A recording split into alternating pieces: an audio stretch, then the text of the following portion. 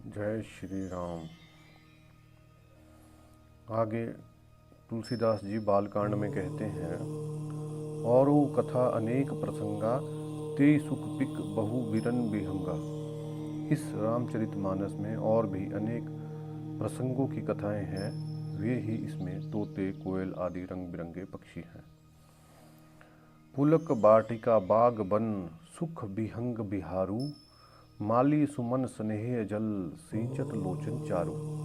कथा में जो रोमांच होता है वही वाटिका, बाग और वन है, और जो सुख होता है वही सुंदर पक्षियों का विहार है। निर्मल मन ही माली है, जो प्रेम रूपी जल से सुंदर नेत्रों द्वारा उनको सींचता है। जो लोग इस चरित्र को सावधानी से गाते हैं वे ही इस तालाब के चतुर रखवाले हैं, और जो स्त्री पुरुष सदा आदरपूर्वक इसे सुनते हैं वे ही इस सुंदर मानस के अधिकारी उत्तम देवता हैं। जो अति दुष्ट और विषयी हैं वे अभाग से बगुले और कोहे हैं, जो इस सरोवर के समीप नहीं जाते, क्योंकि यहाँ घोंगे, मेंढक और सेवार के समान विषय रस की नाना कथाएं नहीं हैं। ते ही कारण आवत ही हारे, कामी काक बलाक बिचारे। इस कारण बेचारे कौवे और बगुले रूपी विषय लोग यहाँ आते हुए हृदय में हार मान जाते हैं, क्योंकि इस सरोवर तक आने में कठिनाइयाँ बहुत हैं। श्री राम जी की कृपा के बिना यहाँ नहीं आया जाता। घोर कुसंग ही भयानक बुरा रास्ता है।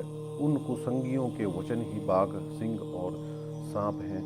घर के काम काज और गृहस्थी के भांति भांति के जंजाल ही अत्यंत दुर्गम बड़े बड़े पहाड़ हैं। मोह, मद और मान ही बहुत से भीड़ वन हैं, और नाना प्रकार के कुतर्क ही भयानक नदियां हैं। जिनके पास श्रद्धा रूपी राह खर्च नहीं है और संतों का साथ नहीं है, जिनको रघुनाथ जी प्रिय नहीं है, उनके लिए यह मानस अत्यंत ही अगम है। अर्थात श्रद्धा, सत्संग और भगवत प्रेम के बिना कोई इसको नहीं पा सकता। जो करी कष्ट जाई पुनि कोई, जात ही नींद जुड़ाई होई। जड़ता जाड़ विषम उर लागा, गए हूँ ना मजन पाव अभागा। यदि कोई मनुष्य कष्ट उठाकर वहाँ तक पहुँच भी जाए तो वहाँ जाते ही उसे नींद रूपी जूड़ी आ जाती है। हृदय में मूर्खता रूपी बड़ा कड़ा जाला लगने लगता है, जिससे वहाँ जाकर भी वह अभागा स्नान नहीं कर पाता। उससे उस सरोवर में स्नान और उसका जलपान तो किया नहीं जाता, वह अभिमान सहित लौट आता है। फिर यदि कोई और उसे पूछने आता है, वह सरोवर की निंदा करके उसे समझाता है। सकल विघन व्याप ही नहीं तेहि, राम सुकृपा बिलो कहीं जेहि। ये सारे विघन उसको नहीं व्यापते, बाधा नहीं देते, मतलब जिससे श्री रामचंद्र सुंदर कृपा की दृष्टि से देखते हैं वही आदरपूर्वक उस सरोवर में स्नान करता है और महान भयानक त्रिताप से नहीं जलता। त्रिताप हैं जी आध्यात्मिक, आधिदैविक, आदि भौतिक ताप। ये नर यह सर जही न काऊ, जिनके राम चरण भल भाऊ। जिनके मन में श्री राम जी के चरणों का सुंदर प्रेम है वे इस सरोवर को कभी नहीं छोड़ते। हे भाई, जो इस सरोवर में स्नान करना चाहे वो मन लगाकर सत्संग करे। ऐसे मानस सरोवर को हृदय के नेत्रों से देखकर उसमें गोता लगाकर कवि की बुद्धि निर्मल हो गई। हृदय में आनंद और उत्साह भर गया और प्रेम और आनंद का प्रभाव उमड़ आया।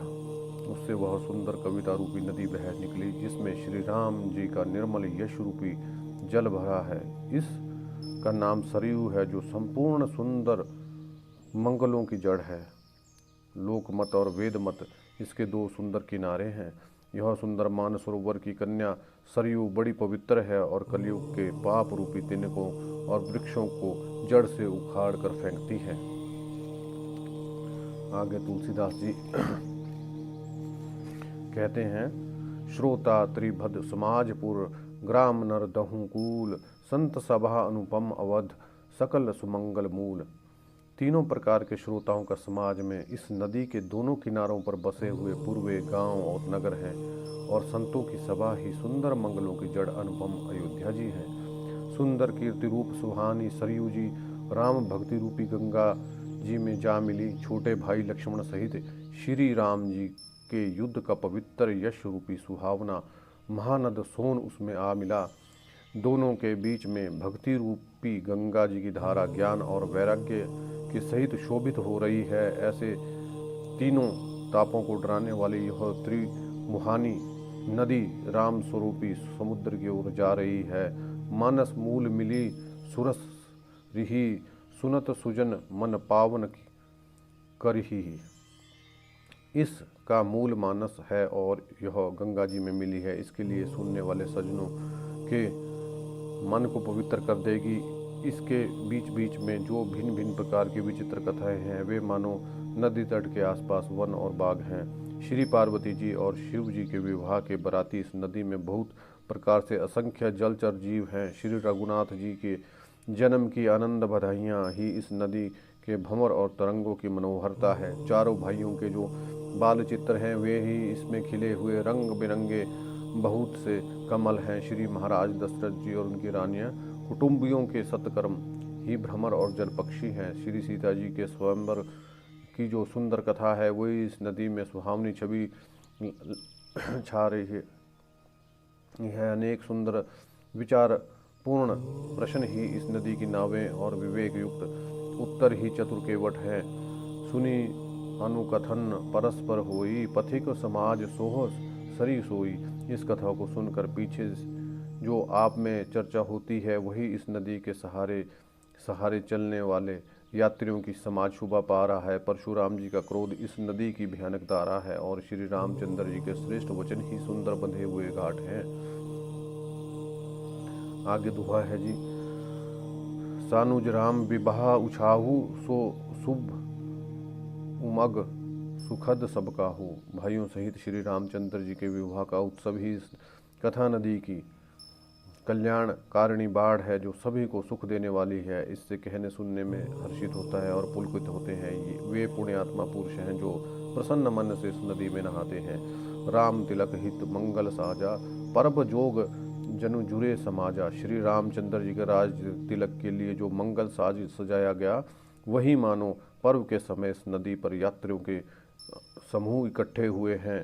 केकई की कुबुद्धि ही इस नदी में काई है जिसके फलस्वरूप भारी विपत्ति आ पड़ी।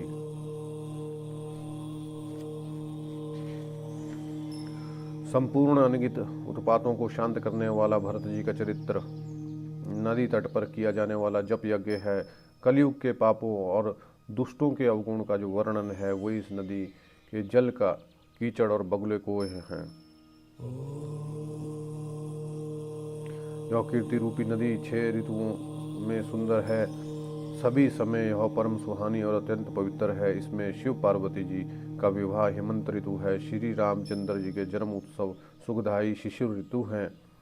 श्री रामचंद्र जी के विवाह समाज का वर्णन ही आनंद मंगल ऋतुराज बसंत है। श्री राम जी का वन गमन दुसह ग्रीष्म ऋतु है और मार्ग की कथा ही कड़ी धूप और लू है। राक्षसों के साथ घोर युद्ध ही वर्षा ऋतु है जो देवकुल रूप धान के लिए सुंदर कल्याण करने वाली है। श्री रामचंद्र जी के राज्य काल का जो सुख विनम्रता और बड़ाई है वह निर्मल सुख देने वाली सुहावनी शरद ऋतु है। सती शिरोमणिसिय गुण गाथा सोई गुण अमल अनुपम पाथा। सती शिरोमणि श्री सीता जी के गुणों की जो कथा है वही इस जल का निर्मल और अनुपम गुण है। श्री भरत जी का स्वभाव इस नदी की सुंदर शीतलता है जो सदा एक सी रहती है जिसका वर्णन नहीं किया जा सकता। अवलोकनी बोलनी मिलनी प्रीति परस्पर हास। चारों भाइयों का परस्पर देखना बोलना मिलना एक दूसरे से प्रेम करना हंसना और सुंदर भाईपन इस जल की मधुरता और सुगंध है। मेरा आर्त भाव विनय और दीनता इस सुंदर और निर्मल जल का कमल हल्कापन नहीं है। यह जल बड़ा ही अनोखा है जो सुनने से गुण करता है और आशा रूपी प्यास को अपने मन के मैल से दूर करता है।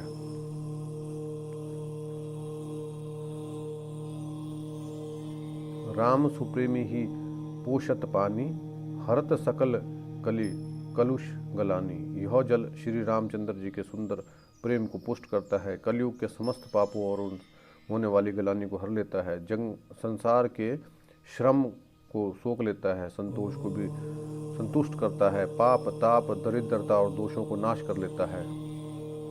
इसमें जो तुलसीदास जी हैं उन्होंने राम कथा मतलब रामचरितमानस को पवित्र नदी का रूप दे दिया है, जिसमें नहाने से बंदे के इंसान के सब दुष्कर्म समाप्त हो जाते हैं, उसका मन शांत हो जाता है और प्रभु की प्राप्ति करता है।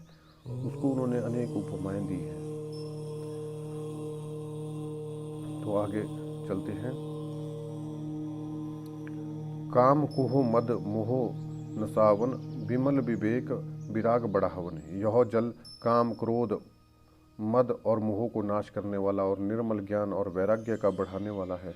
इसमें आदर पूर्वक स्नान करने से, इसे पीने से, हृदय में रखने से सब ताप मिट जाता है।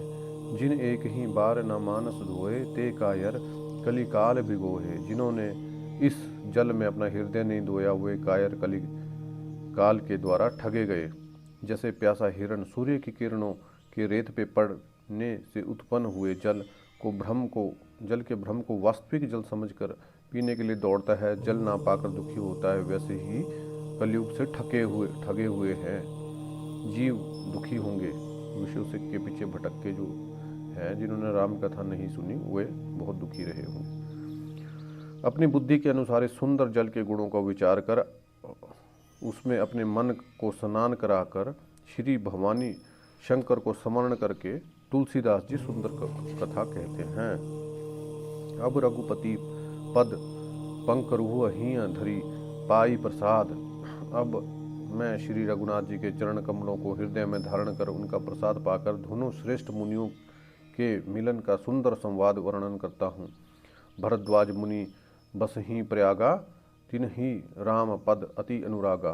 तापस समदम दया निधाना, परमार्थ पद परम सुजाना। भरद्वाज मुनि प्रयाग में बसते हैं, उनका श्री राम के चरणों में अत्यंत प्रेम है। वे तपस्वी, निर्गहित चित्त, चितेंद्रिय, दया के निधान और परमार्थ के मार्ग में बड़े ही चतुर हैं। माघ में जब सूर्य मकर राशि पे जाते हैं, तब लोग तीर्थराज प्रयाग आते हैं।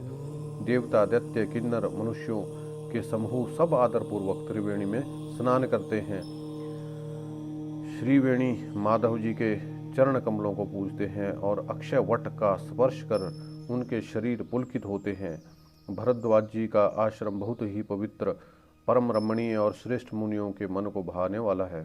तीर्थराज प्रयाग में जो स्नान करने आते हैं, उन ऋषि मुनियों का समाज वहाँ जुटता है। प्रातःकाल सब उत्साहपूर्वक स्नान करते हैं, फिर परस्पर भगवान के गुणों की कथाएं गाते हैं। ब्रह्म रूप का निरूपण, धर्म का विधान, तत्वों के विभागों का वर्णन और ज्ञान वैराग्य से युक्त भगवान की भक्ति का कथन करते हैं। यही प्रकार भरी माह न नाही, पुनि सब निज निज आश्रम जाहि। इस प्रकार माघ के महीने भर स्नान करते हैं और फिर अपने अपने आश्रमों में चले जाते हैं। हर साल वहाँ इस तरह बड़ा आनंद होता है। मकर में स्नान करके मुनिगण चले जाते हैं। एक बार पूरे मकर भर स्नान करने से मुनीश्वर अपने अपने आश्रमों को लौट गए। परम ज्ञानी यवल्य मुनि को चरण पकड़ कर भरद्वाज जी ने रख लिया। आदरपूर्वक उनके चरण कमल धोए और बड़े ही पवित्र आसन पर बैठाया। पूजा करके मनुष्य यवल्य जी मुनि याज्ञवल्य जी ने सुयश का वर्णन किया और अत्यंत पवित्र कोमल वाणी से बोले, हे नाथ, मेरे मन में एक बड़ा संदेह है। वेदों का तत्व आपकी मुट्ठी में है, पर उस संदेह को कहते मुझे भय और लाज आती है, और यही नहीं कहता तो बड़ी हानि होती है। हे प्रभु, संत लोग इस नीति को कहते हैं और वेद पुराण मुनिजन भी यही बतलाते हैं कि गुरु के साथ छिपाव करने से हृदय में निर्मल ज्ञान नहीं होता। अस विचारी प्रगट हूँ निज मोहू, हरहू नाथ करी जन पर छोहू। यह सोचकर मैं अपना अज्ञान प्रकट करता हूँ। हे नाथ, सेवक पर कृपा करके इस अज्ञान का नाश कीजिए। संतों, पुराणों और उपनिषदों के राम नाम के असीम प्रभाव का गान कीजिए। कल्याण रूप ज्ञान और गुणों की राशि अविनाशी भगवान शंभु निरंतर राम का जाप करते हैं। संसार में 4 जाति के जीव हैं। काशी में मरने से सभी परम पद को प्राप्त करते हैं। सोपी राम महिमा मुनि राया, शिव उपदेशु करत धरी दाया। रामू कवन प्रभु पूछहूँ तो ही, कही बुझाई कृपा निधि मोही। हे मुनिराज, वह भी राम की ही महिमा है, क्योंकि शिवजी महाराज दया करके राम नाम का उपदेश ही करते हैं। हे प्रभु, आप काशी में जब जीव मरते हैं तो वो इसीलिए जो है परम पद को प्राप्त करते हैं, क्योंकि शिव जी महाराज भी राम नाम का ही जाप करते हैं। हे प्रभु, मैं आपसे पूछता हूँ कि वे राम कौन हैं? हे कृपा निधान, मुझे समझाकर कहिए। एक तो राम को अवध रेश दशरथ के कुमार हैं। उनका चरित्र सारा संसार जानता है। उन्हें स्त्री के विरह में अपार दुख उठाया और क्रोध आने पर और युद्ध में रावण को मार डाला। हे प्रभु, वही राम है या कोई और दूसरे हैं जिनको शिव जी जपते हैं? आप सत्य के धाम हैं, सब कुछ जानते हैं, ज्ञान विचार कर कहिए। हे नाथ, जिस प्रकार से यह मेरा सारा भ्रम मिट जाए, तब वही कथा विस्तार पूर्वक कहिए। इस पर याज्ञवल्क्य जी मुस्कुराकर बोले, श्री रघुनाथ जी की प्रभुता को तुम जानते हो। तुम मन वचन कर्म से श्री राम के भक्त हो। तुम्हारी चतुराई को मैं जान गया। तुम श्री राम के रहस्यमय गुणों को सुनना चाहते हो, इसी से तुमने मेरे से प्रश्न किया। मान लो बड़े मूढ़ हो। हे तात, तुम आदरपूर्वक मन लगाकर सुनो।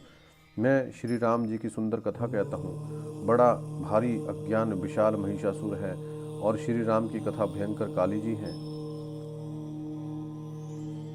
श्री राम जी की कथा चंद्रमा के किरणों के समान है, जिसे संत रूपी चकोर सदा पान करते हैं। ऐसे ही संदेह पार्वती जी ने किया था। तब महादेव जी ने विस्तार से उसका उत्तर दिया था। अब मैं अपनी बुद्धि के अनुसार वही उमा और शंकर जी का संवाद कहता हूँ, जिस समय और जिस हेतु से हुआ। हे मुनि, तुम सुनो, तुम्हारा विषाद मिट जाएगा। एक बार त्रेता युग में शिव जी अगस्त्य ऋषि के पास गए। उनके साथ जगत जननी भवानी सती भी थी। ऋषि ने संपूर्ण जगत के ईश्वर जानकर उनका पूजन किया। राम कथा मुनि बर्ज बखानी, सुनी महेश परम सुख मानी। ऋषि पूछी हरि भक्ति सुहाही, कहीं शंभु अधिकारी पाई। मुनीश्वर अगस्त्य जी ने राम कथा विस्तार से कही, जिसे महेश्वर ने परम सुख मानकर सुना। फिर ऋषि ने शिव जी से सुंदर हरि भक्ति पूछी और शिव जी ने उनको अधिकारी पाकर भक्ति का निरूपण किया। श्री रघुनाथ जी के गुणों की कथाएं कहते सुनते कुछ दिनों तक शिव जी वहाँ रहे। फिर मुनि से विदा मांगकर शिव जी दक्ष कुमारी सती के घर कैलाश को चले। उन्हीं दिनों पृथ्वी का भार उतारने के लिए श्री हरि ने रघुवंश में उतार लिया था। वे अविनाशी भगवान उस समय पिता के वचन से राज्य त्याग करके तपस्वी या साधु वेश में दंडक वन में विचर रहे थे। शिव जी के हृदय में विचारते जा रहे थे कि भगवान दर्शन मुझे किस प्रकार हों। प्रभु ने गुप्त रूप से उतार लिया है, मुझे जाने से सब लोग जान जाएंगे। श्री शंकर जी के हृदय में इस बात को लेकर बड़ी खलबली उत्पन्न हो गई, परंतु सती जी इस भेद को नहीं जानती थी। तुलसीदास जी कहते हैं कि शिव जी के मन में डर था, परंतु दर्शन के लोभ से उनके नेत्र ललचा रहे थे। रावण ने अपनी मृत्यु मनुष्य के हाथ से मांगी थी। ब्रह्मा जी के वचनों को प्रभु सत्य करना चाहते थे। मैं जो पास नहीं जाता हूँ तो बड़ा पछतावा रह जाता है। इस प्रकार शिव जी विचार करे थे, परंतु कोई भी युक्ति ठीक नहीं बैठी थी। इस प्रकार महादेव जी चिंता वश हो गए। उसी प्रकार नीच रावण ने जाकर मारीच को साथ लिया और वह मारीच तुरंत कपट मृग बन गया। मूर्ख रावण ने छल करके सीता जी को हर लिया। उसे श्री रामचंद्र जी के वास्तविक प्रभाव का कुछ भी पता न था। मृग को मारकर भाई लक्ष्मण सहित श्री हरि आश्रम में आए उसे खाली देखकर उनके नेत्रों में आंसू भर आए। श्री रघुनाथ जी मनुष्यों की भांति विरह से व्याकुल हैं और दोनों भाई वन में सीता को खोजते हुए फिर रहे हैं। जिनके कभी कोई संयोग वियोग नहीं है, उनमें प्रत्यक्ष विरह का दुख देखा गया। श्री रघुनाथ जी का चरित्र बड़ा ही विचित्र है। उनको पहुँचे हुए ज्ञानी जन ही जानते हैं। जो मंद बुद्धि है वो तो विशेष रूप से मोह के वश होकर हृदय में कुछ दूसरी ही बात समझ बैठे हैं। श्री शिव जी ने उस अवसर पर श्री राम जी को देखा और हृदय में बहुत भारी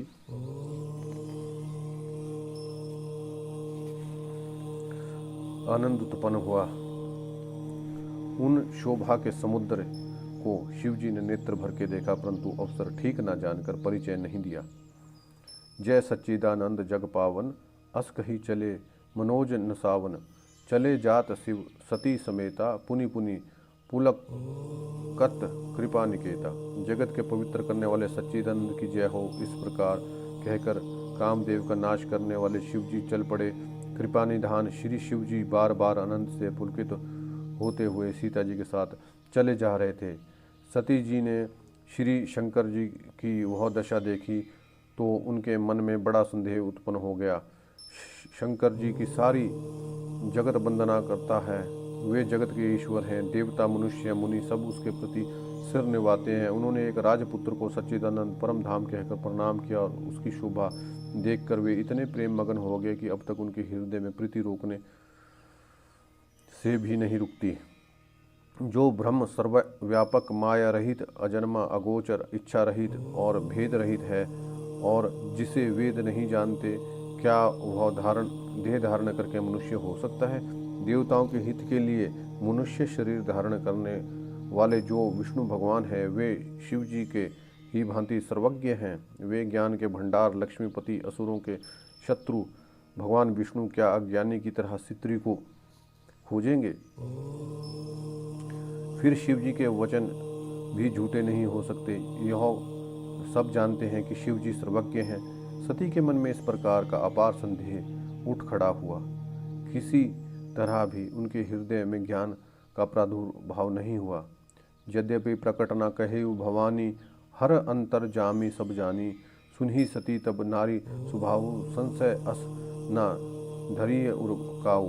यद्यपि भवानी जी ने प्रकट कुछ नहीं किया, पर अंतर्यामी शिव सब जान गए। वे बोले, हे सती सुनो, तुम्हारा स्त्री स्वभाव है, ऐसा संदेह मन में कभी ना रखना चाहिए। जिनकी कथा का अगस्त्य ऋषि ने गान किया, जिनकी भक्ति मैंने मुनि को सुनाई, ये वही मेरे इष्ट देव रघुवीर जी हैं, जिनकी सेवा ज्ञानी मुनि सदा किया करते हैं। ज्ञानी मुनि योगी और सिद्ध निरंतर निर्मल चित्त से जिनका ध्यान करते हैं और वेद पुराण और शास्त्र नेति नेति कहकर जिनकी कीर्ति गाते हैं, वह सर्वव्यापक समस्त ब्रह्मांडों के स्वामी मायापति नित्य परम स्वतंत्र ब्रह्म रूप भगवान श्री राम जी अपने भक्तों के हित के लिए रघुकुल में मणि रूप में अवतार लिया है। यद्यपि शिव जी ने बहुत बार समझाया, फिर भी सती का हृदय में उनका उपदेश नहीं बैठा। तब महादेव जी के मन में भगवान की माया का बल जानकर मुस्कुराते हुए बोले, जो तुम्हारे मन में बहुत संदेह है, तुम जाकर परीक्षा क्यों नहीं ले लेती? जब तक तुम लौट के आओगी तब तक मैं इस बड़ की छांव में बैठा हूँ। जैसे जाई मोई भ्रम भारी, करहु सो जतनु विवेक बिहारी। तो इसमें भगवान शिव जी ने माता पार्वती जी को बोला कि आप जाके भगवान श्री राम जी की परीक्षा ले लो। अगर आपको विश्वास नहीं होते कि ये त्रिभुवन के स्वामी विष्णु भगवान रूपी अवतार ही है, तब तक मैं एक बड़ के पेड़ के नीचे विश्राम कर लेता हूँ। जिस प्रकार तुम्हारा यह अज्ञानी जत भारी भ्रम दूर हो, विवेक के द्वारा सोचकर तुम मोही करना। शिव जी की आज्ञा पाकर सती जी चलेगी और मन में सोचने लगी कि भाई क्या करूं, कैसे उनकी परीक्षा लूं। इधर शिव जी ने मन में ऐसा अनुमान किया कि दक्ष कन्या सती का कल्याण नहीं है। जब मेरे समझाने से भी संदेह दूर नहीं होता, तब विधाता ही उल्टे हैं। अब सती कुशल नहीं है। शिव भगवान को शिव भगवान को ये संदेह हो गया कि अब सती जो है कुशल नहीं है, क्योंकि मेरे समझाने पे भी उन्हें समझ नहीं आया कि भगवान राम त्रिलोकीनाथ हैं। तो अब जो है सती कुशल नहीं रह सकती, उनको ये जो है मन में शंका हो गई। होई सोई जो राम रचि राखा, को करी तर्क बढ़ावे साखा। अस कही लगे जपन हरिनामा, गई सती जहाँ प्रभु सुखदामा। जो कुछ राम ने रच रखा है वही होगा, तर्क करके कौन शाखा बढ़ावे।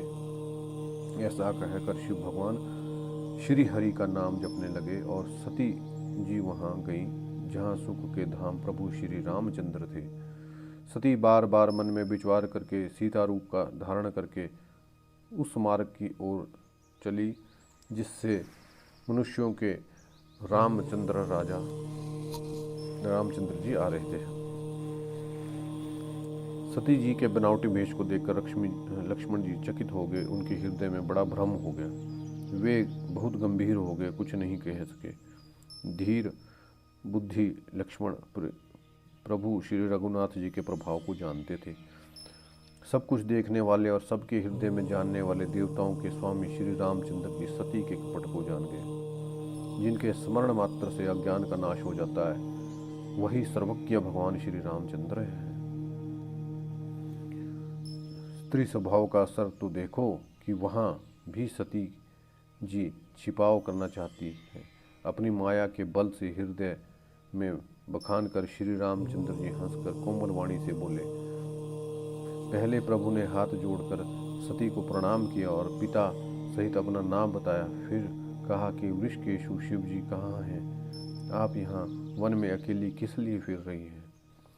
श्री रामचंद्र जी के कोमल और रहस्य भरे वचन सुनकर सती को बड़ा संकोच हुआ।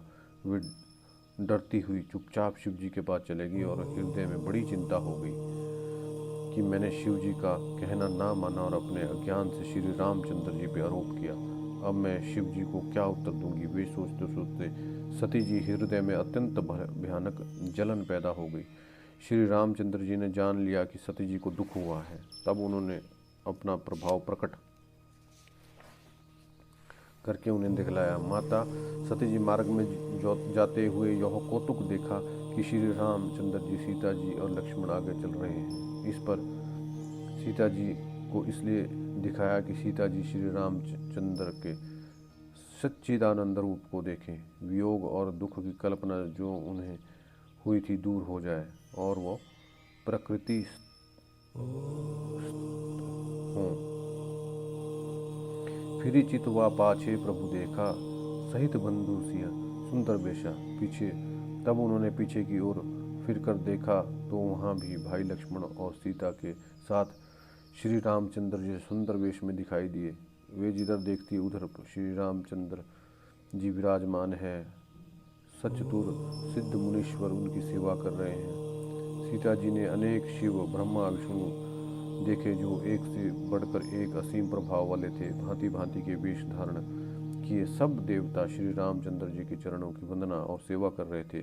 उन्होंने अनगिनत अनुपम सती, ब्राह्मणी और लक्ष्मी देखी। जिस जिस रूप में ब्रह्मा आदि देवता थे, उसी के अनुकूल रूप में यह सब शक्तियाँ भी थी। सती जी ने जहाँ जहाँ जितने रघुनाथ जी देखे शक्तियाँ सहित, वहाँ उतने ही सारे देवताओं को भी देखा। संसार में जो चराचर जीव हैं वे भी अनेक प्रकार से सब देखे। अनेक वेश धारण करके देवता प्रभु श्री रामचंद्र जी की पूजा कर रहे हैं, परंतु श्री रामचंद्र जी दूसरा रूप कहीं नहीं देखा। सीता सहित श्री रघुनाथ जी बहुत से देखे, परंतु उनके वेश अनेक नहीं थे। श्री रघुनाथ जी वही लक्ष्मण, वही सीता जी। सती ऐसा देखकर बहुत ही डर गई। उनका हृदय कांपने लगा। देह की सारी सुध बुध जाती रही। वे आंखें मूंद कर मार्ग में ही बैठ गई।